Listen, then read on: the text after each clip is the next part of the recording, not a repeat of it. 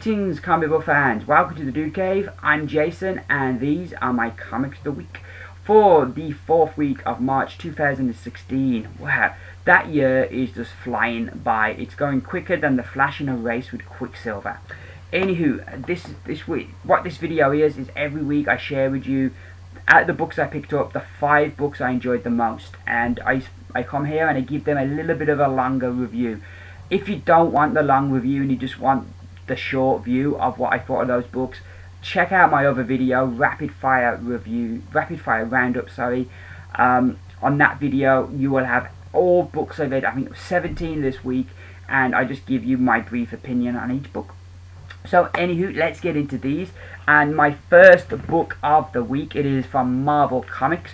It is The Ultimates, issue number 5. Written by Al Ewing with art by Kenneth Rocaford and colours by Dan Brown. I think he does colours. His name's on the cover, so I'm guessing he does colours. You can never find the name when you want it. You know, when you don't want it, it's always in the front. And then this issue, I can't find the names. Oh, here we are. Yeah, colour artist, it is Dan Brown. This series has been really good. What the Ultimates are is they're this team. You have the Black Panther, you have Blue Marvel, you have Captain Marvel, you have Spectrum, and you have Miss America. And what they do is they deal with problems. The first 2 issues, they dealt with Galactus, who's just devouring worlds. So, and they transformed him instead of like this devourer, he gives life, and he goes around giving life to planets and stuff. So they totally changed what Galactus was. And the current story arc that they're on, they was concerned about time with all the time travel, so they've travelled outside of the universe to kind of view from the outside the damages that have been done to time and try and fix them. While there, they've met Blue Marvel's arch enemy, the Anti-Man, and he's found that the Anti-Man actually needs help, and kind of has got a glimpse of what actually happened to the Anti-Man and why he was like he was, and that is actually somebody that needs help. So they've got a bit sidetracked from their whole mission of fixing time. This issue was great as Galactus kind of comes to help them, but there's something more going on with Galactus which I really like, the teases of what's going on. We have an old threat return. I just thought this issue was a delight from start to finish. Yes, there's some big sciencey stuff in here, but I think as a whole, the story's really good. I like the characters. There's a nice mixture here of like the big brains, like Black Panther and Blue Marvel, but then you also have people with conscience, like Spectrum and Captain Marvel. So I really like the balance of characters here. The art here by Kenneth Rocaford works really, really well. And another thing I really like is each issue in the back, they give like this, they have this little box here for additional reading and kind of like things that have been brought up in the book. Like the first issue, we dealt a lot with the origin of Galactus, and it kind of had 2 issues of 4 that they'd done, I think it was in the 70s, that really had dealt with the origins of Galactus. And kind of you can go, if you've got Marvel Unlimited, you can go and read those 2 books on there, and I thought that's really great stuff. Kind of, if you want to know more about that story, I thought that's a really nice thing to kind of put in the back of the book, and they've done that since issue 1. I think that's a really good idea. All in all, like I say, I just really enjoyed this book. It's kind of like this scientific superheroes, kind of filling that itch that the Fantastic Four used to. With them, they used to be more on adventures rather than kind of like in fights. It'd be more adventures, and that's what this team is. They're going on adventures, trying to solve things and explore, and I'm liking that. I really like that a lot. Like I say, I like the balance of the team. Oh, this was a really good book, and I'm liking where it's heading. I like this other character that they've brought back. I'm really interested what that's going to mean for the Marvel Universe at large. But also I really like that there's something going on here. I can't remember the character's name. Eternity, that's it. This character here, Eternity, he kind of speaks to Galactus, and there's something bigger going on. Something has chained up the universe, and our characters here, they don't really know about it. Like, they show them a simplified version of time, so they don't really know what's going on, except for the Anti-Man, but they don't believe him because he's a bit insane in the brain. I like that there's a bigger story going on here that we'll come back to, that I really like. All in all, I've just really enjoyed the heck out of this, and yeah, The Ultimates is one of my comics of the week. So next up in my comics of the week, number 2 of my comics of the week, we have Superman, Lois and Clark, issue number 6. This is great. Basically, what this is we have the Superman from the pre-New 52.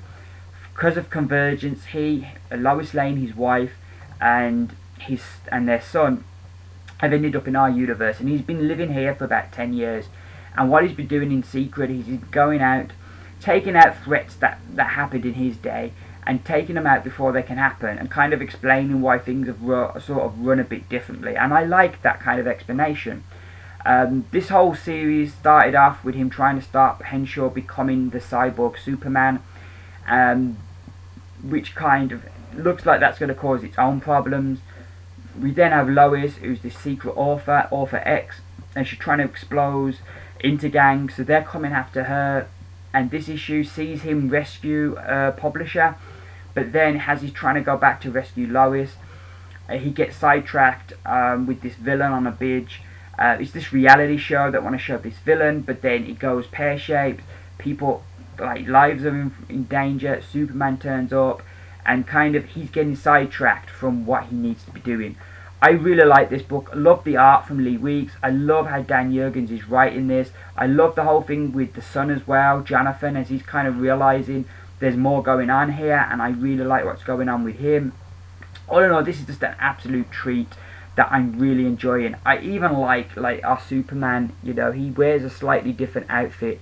And I also really like the beginning of this issue. We jump back a year, we jump back a bit to kind of dealing with like that Lois Lane outed Superman, and Lois can't understand why the Lois from this world could do that. How could she do that? Why could she do that? You know, and like I say, the art throughout this book is really, really good. I love Dan Jurgens just has this Superman's voice just down really well. I'm trying to find another page spread that's worth, but yeah, I just really love this book. You can never come to like a nice spread when you need one. But yeah, I'm enjoying this book a lot. I really like all about it. Really good slice of Superman, and I'd give Superman, Lois and Clark issue number 6. This is definitely one of my comics of the week. So next up we have Bloodshot Reborn, annual number 1. And now I don't know if this is how they used to do annuals with lots of short stories in it, or if this is like something they've come up with, that they've always been one story annuals. But I like this process. What we have here, we have 4 stories written by different people, drawn by different people, and they're kind of different kind of stories, and I like that. The first story starts out, it is called, if I can get to the Silver Lake Slasher. It's written by Jeff Lemire, with art by Kano, and basically what it is it's kind of like it's like what would happen if Bloodshot went up against Jason Voorhees from Friday the 13th. That's basically the kind of gist we're going with. And there's a twist with this character Jacob, who's the Jason Voorhees type character. There's a twist to who he is and why he's doing what he's doing. And to see him go up against Bloodshot's really cool. And it's a really nice story. The art from Kano is just brilliant in it. And I just really enjoy it. I think out of the 4 stories in this issue, that was my favourite. I really enjoyed that. We then have the second story. If I can find the title page for it. It is called The Secret Convergence War of Infinite Squirts. And again, we have different artists. It is written, it says the writer is the original writer, and artists Joe Bennett with Bellardino Barbo and Jay Fabres. So it's a different one. This story does not feature Bloodshot. It actually features Bloodsquirt, and it kind of, the way he's written in here, he's written like kind of like a Deadpool type character, which makes this whole story really kind of fun.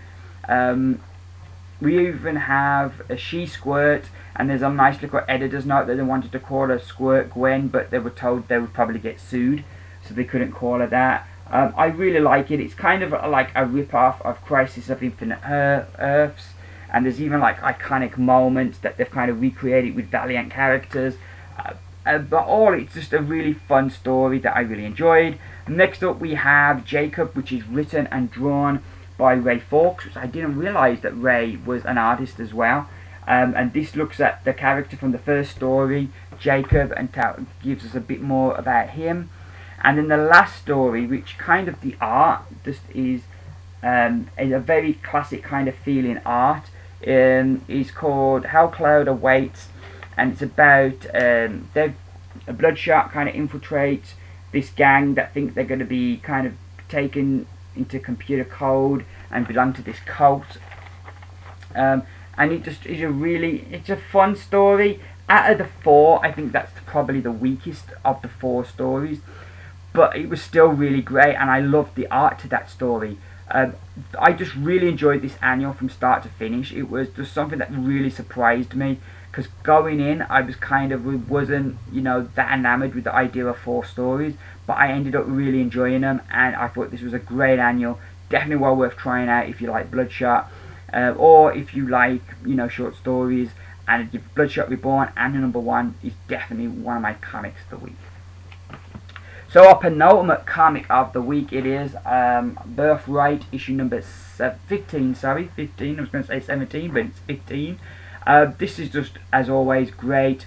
We have Wendy, the mother of Mikey, and his perspective.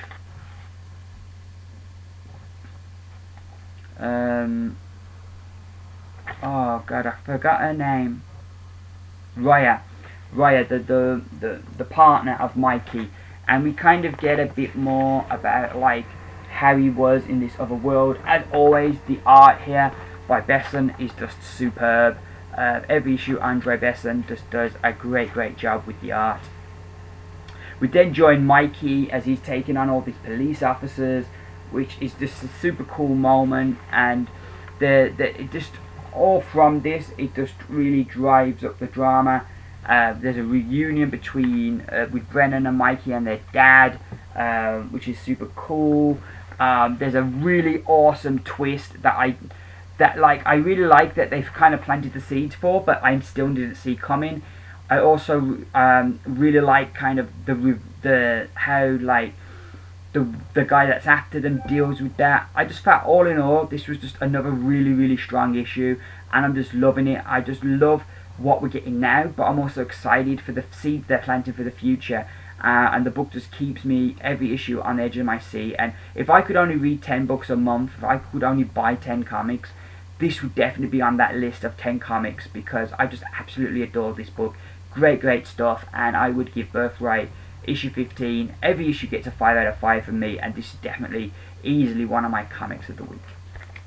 So our final book of the week, it is the big release of the week, and it is Batman issue number 50. I kind of went backwards and forwards on whether to include this or not. It became down to this and We Are Robin, and I just had this kind of just eased in. Initially reading it, I enjoyed it, and there were a lot of really great moments, but it didn't blow me away. And I kind of think that sometimes, because of how good the team of Snyder and Capullo have been, and the great titles that they've given us, that sometimes I feel we can not appreciate them enough. I feel like because they've set the bar so high, that even when they come out with a really good issue, we're kind of like, wow, it wasn't awesome. It's really good, but it's not awesome. And where from somebody else would be raving about it, but because their bar they've set so high, we kind of like, are they losing it? This issue I did feel resolved the whole Snyder era really well, and it kind of winds this story up and everything up really well. Really like that. I like that it's Gordon that deals with the villain here, Bloom, because it's a Gordon's villain, and I like that. And they even go so far as to kind of tell you that in the story, that this is Gordon's villain, that this is his Joker. It's not Batman's villain. There were some really great badass moments for Batman that I just really enjoyed. And, all in all, I like this. I also like that Duke got to play a part. and it looks like he's got a role in as the series goes forward. That Duke Thomas, that even though We Are Robin is going to finish, that Duke's still going to feature in the Bat family. So I really like that. I like how they kind of reset everything at the end. The idea that Batman is now healed, what happened to him has kind of really healed his body. So I really like that. So he's like better than he's ever been. And I also like that Gordon is once again commissioner. So I like how they set everything back up nicely at the end. As always with Capullo, the art is just magnificent. And like kind of the last bit, we have a different artist, I think, because it definitely doesn't look like Capullo at the end. And I just really like, I also really like the new bat outfit. Let me see if I can find a page that shows it off really well. Here we go. This is the page where they revealed the new bat suit. I really like that bat suit. I do personally. He's still going commando. I don't know what it is about the New 52 that all the heroes feel they need to go commando, but you know, they're obviously, you know, concerned with visible panty lines. But anywho, I really enjoyed this. I thought it was a nice conclusion, and while initially it didn't blow me away, kind of the further, the more it kind of settled, the more I thought, yeah, I really enjoyed that. So yeah, Batman issue number 50 is one of my comics of the week. So those are my comics of the week there. I will be back next week with some more comics of the week. Also, if you want to see what I thought of the rest of my books, check out my other video, Rapid Fire Roundup, where I kind of quickly go through all of those books. Thank you very much for watching the video. If you enjoyed this video, please give me those beautiful thumbs up so I know you enjoyed my vid. Like I said, I will see you next week. Thank you very much for watching. I've been Jason, coming to you from the Dude Cave with my comic of the week. Keep reading, and bye for now.